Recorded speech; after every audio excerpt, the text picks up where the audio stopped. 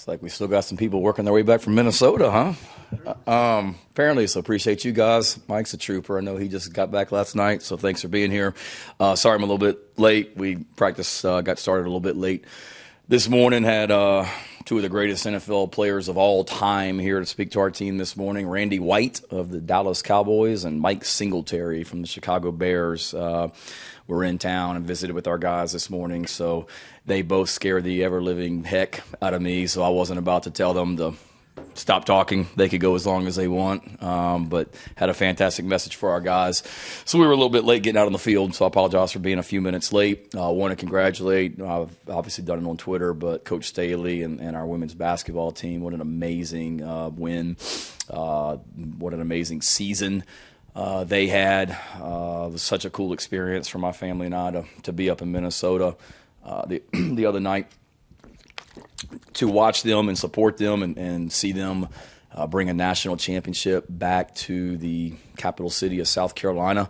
What a great job they did all year long. I mean, to have every single team they play, that is their game of the year when they play the South Carolina Gamecocks, and to just keep beat teams after week after week after week, and then ultimately win a championship was awesome. It was great seeing so many Gamecocks up there in Minneapolis. Our Gamecock Nation showed why they are the best in the world, and it was awesome seeing a lot of great friends and great Gamecocks up there as well, and honored and grateful that I could be a part of it. Certainly makes me appreciate living in the South and living in SEC country after the weather up there as well. No disrespect to the people of Minnesota. They were fantastic, but it is great to be back down here in SEC country and SEC weather as well. But back on the practice field this morning, had our first scrimmage last Saturday. I thought it went well. Defense played great. Way too many turnovers offensively in our scrimmage. We've got to get that corrected. Can't win football games when you turn the ball over like we did last season, and then what we did on Saturday as well. So we got to get that corrected. Had a lot of our guys on offense that did not play in the scrimmage just because of some injuries. Nothing long term, just still some short term things where guys weren't able to go, but still no excuse to turn the ball over like we did. But credit our defense; they led the SEC last year in takeaways, and they did that and then some on Saturday. It's good to be back on the practice field this morning for practice number 10. Good spirited practice out there today. We'll practice again Thursday, scrimmage again Saturday, and then head right into next week, and then ultimately the Garnet and Black game next Saturday night, which again I want to encourage and challenge our fans to be there on that Saturday night. It's going to be an amazing environment. We've got a ton of recruits that are coming. It's a great opportunity to see our team and support them in the way that they've been working since we started the 2022 year, and I know our guys are excited about a great environment in Williams-Brice Stadium next Saturday night, and can't wait to see Gamecock Nation there for it. I can remember my first year at Georgia. Coach Kirby Smart challenged the Georgia Bulldogs to come out and support that group in year one, and they packed it out and had a sold-out Sanford Stadium, and what an amazing experience that was for so many people that were there that day.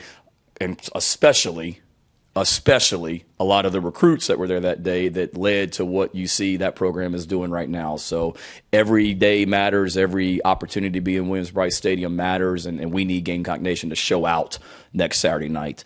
So appreciate all you guys being here. I see that Ben is now on the golf beat apparently as well. Apparently he thinks that Tiger Woods playing in the Masters is more important than what we have to talk about with spring practice right now. So that's a little disappointing as well that he's not here. But I think some of our coaches and players may be more interested in Tiger's plans as well. But happy for Ben to have that opportunity to be at Augusta. I think they got rained out over there today, so he should have plenty of time to tune in and get his football work done today as well. So just kidding. Ben, miss you. Look forward to seeing you back. Glad to take any questions.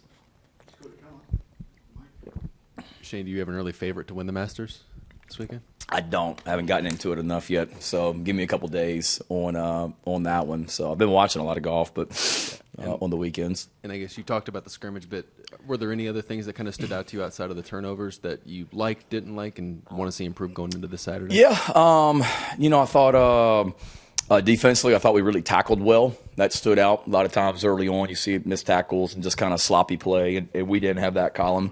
We tackled really, really well, open field tackles. The other side of the spectrum is offensively, our guys that carry the ball, they got to do a better job of making people miss because they didn't win a lot of one-on-one battles from a tackling standpoint. I thought the pass protection was pretty good for the most part. Wasn't like our quarterbacks were running for their lives all day, particularly with that first group. That first offensive line, really pleased with their progress and what they've done so far as well. The mechanics of calling plays and things like that. We didn't have substitution errors and too many pre-snap penalties. I thought it was a fairly clean day from that standpoint.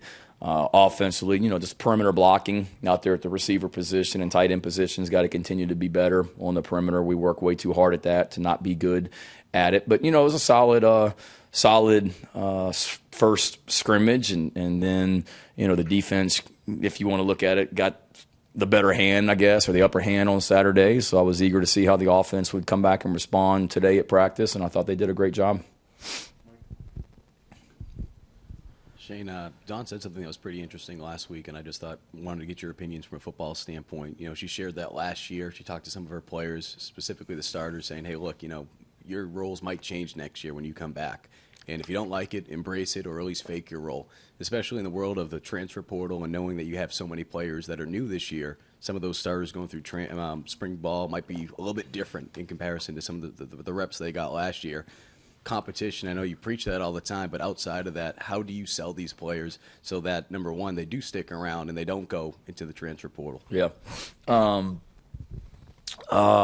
first of all, the experience day in, day out here in this program, take the football part out of it. We want to make this a great experience where players know they can trust us. They want to be a part of this. They enjoy it. They know they're going to work hard, and it's going to be very demanding, and they're going to be held accountable. But it's a great experience that guys want to be part of. I think it starts with that, just the personal relationship to begin with.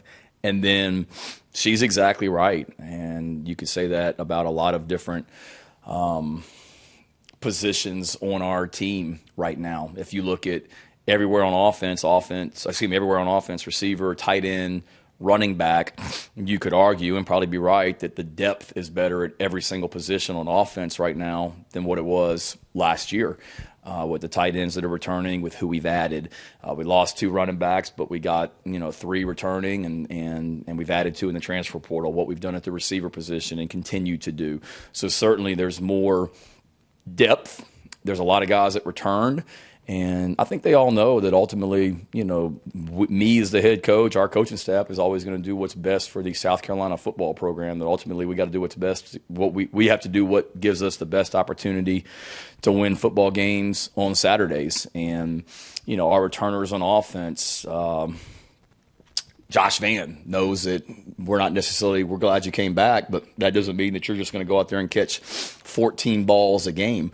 Marshawn Lloyd and Juju, you guys finished the season well, but that doesn't mean that you're going to have 30 carries every single Saturday. It's a production business, and we talked about it this morning. Like, show us, don't tell us what you're going to do and all that stuff. Produce, and if you produce, then there'll be opportunities for you on the field. And I used Josh and Marshawn. I'm not saying that those guys feel that way, but just using those 2 guys as an example. Jaheim Bell, whoever.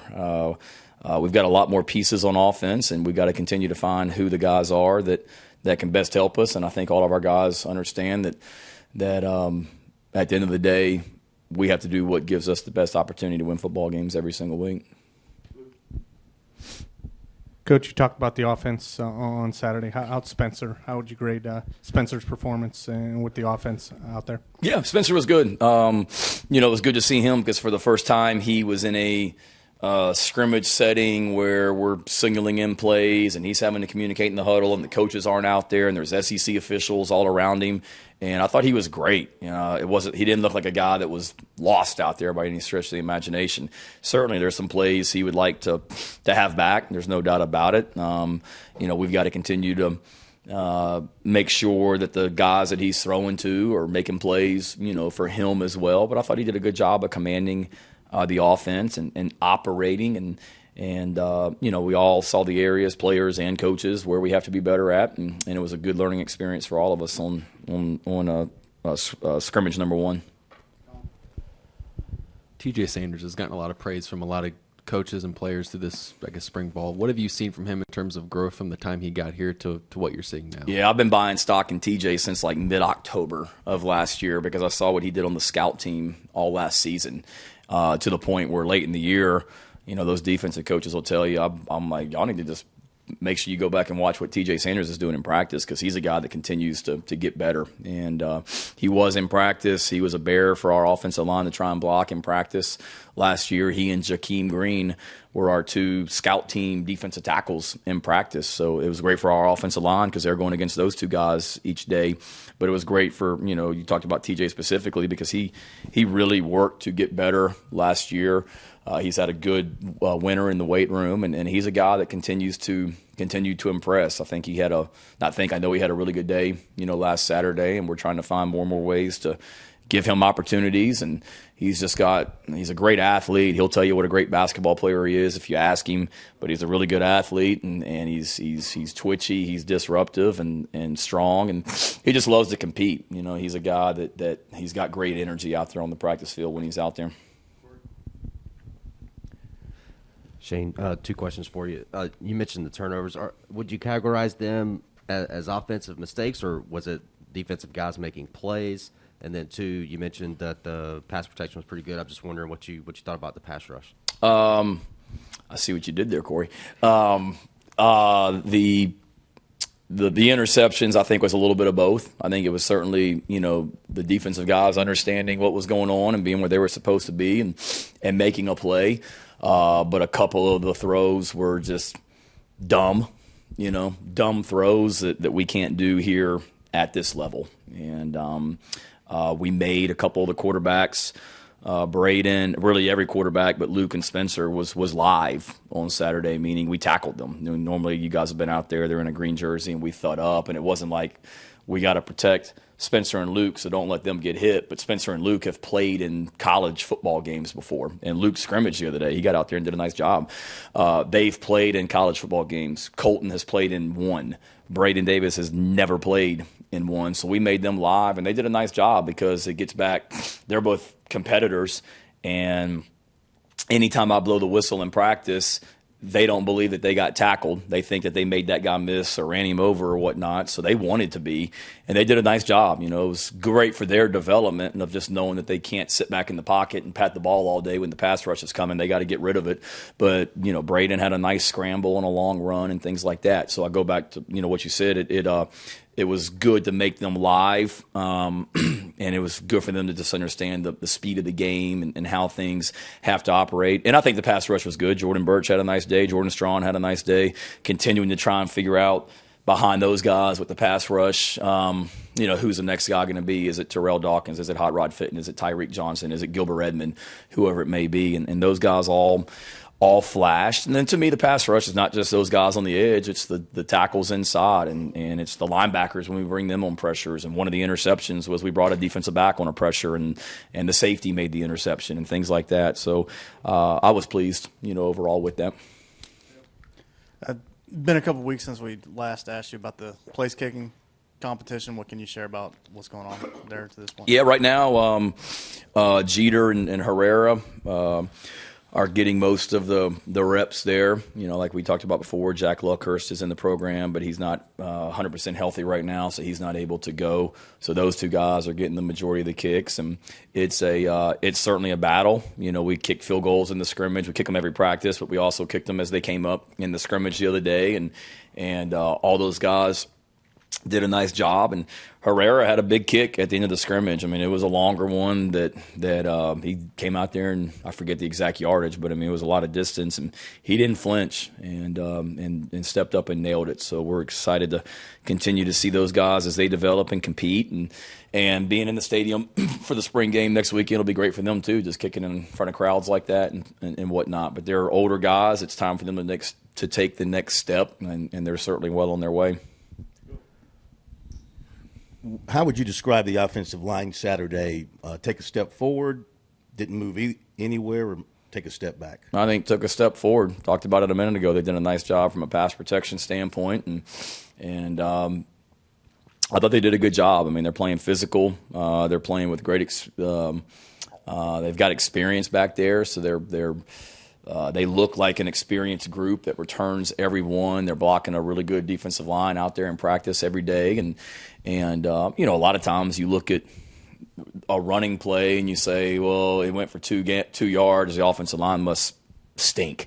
And it's not always the case. I mean, we first played the scrimmage, offensive line blocked great, and missed a block at the receiver position, and you know, allowed a guy to make a tackle for a 1 yard gain, and that's what I'm talking about with everybody doing the right thing from a blocking standpoint: receivers, tight ends, running backs, offensive line. But I like the offensive line group and the way they're working. Those guys that have returned have continued to take steps. Eric Douglas and Javon Gwynn have been really, really steady, and are doing a great job leading that group as Wanham continues to get healthy, and then everybody else that returned, been pleased with what they've done, you know, so far as well. They're getting better. So, yes, took a step forward in my mind. Shane, some of the teams that you've been around, especially the good offenses, when do they start to get things clicking? Because obviously defenses are usually going to be ahead of the offense, especially at this time of the year or at the beginning of training camp. Yeah. But when do you usually see that page start to flip for them? Yeah, no, it's interesting. There were years at Virginia Tech going up against Bud Foster's defense every day that really didn't start clicking until like game 1 when you went out there on Saturday, just because you were going against Bud's defense every day in practice, and you're like, my God, either they're really, really good or we ain't very good on offense, and they were really good on defense. The offense is always going to be behind. There's no question about it. You know, the fact that on Saturday, DeCarrion didn't scrimmage, Juju didn't scrimmage, E.J. Jenkins didn't scrimmage, Leggett was scrimmage but wasn't probably 100%. So I mean, there were a lot of key players that weren't out there, but that's no excuse. It's a great opportunity for those other guys. You know, I've been other places, Mike, where you know the offense is rolling. You know, I went out there my first year at Oklahoma, and we got an offense with Kyler Murray and CeeDee Lamb and Hollywood Brown and all these guys. On the first day of spring practice, it's like pew, pew, up and down the field, and I'm like, wow, it's pretty good. So I think every situation's different, but I think our offense is certainly, I don't want to say ahead of schedule, but not disappointed by any stretch of the imagination with where they are right now, nor the defense. I think both those guys both those sides of the ball are doing a great job of working and competing and making each other better right now. And the offense had did some really nice things today as well in practice, and eager to get in there and watch the tape and see where we can continue to improve. Some of those guys you mentioned on offense who were out on Saturday, do you know yet if they'll be available this coming Saturday for the next scrimmage? Or I would say of those ones I just named, a lot of them would be, you know, as we go into it. You know, nobody's one that we sit there and just say they're out, you know, here for the rest of the spring. We're hopeful that they'll continue to be able to, you know, come back a little bit. We got some defensive backs that are banged up. You know, Tyrese Ross, he hasn't been able to do much. Darius Rush, he's got a little bit of a groin that he's battling. So we got a lot of receivers and DBs that are missing right now. But we're really pushing hard, and they're pushing hard as players to get back out there. I know Jaheim's kind of been banged up too with that hamstring. Is there any hope of getting him back maybe before spring ends? I hope. You know, I know about 2 weeks ago, one of y'all or somebody asked me if he was out for the rest of the spring, because that was the word, and I didn't think he was. I don't think he's going to be one that'll practice this week, but, you know, he tells me that he's working hard and continuing to get better and things like that. So we certainly need to get that hamstring under control for him. He's doing a nice job of doing what he can, but, you know, he's not full speed right now, which is disappointing.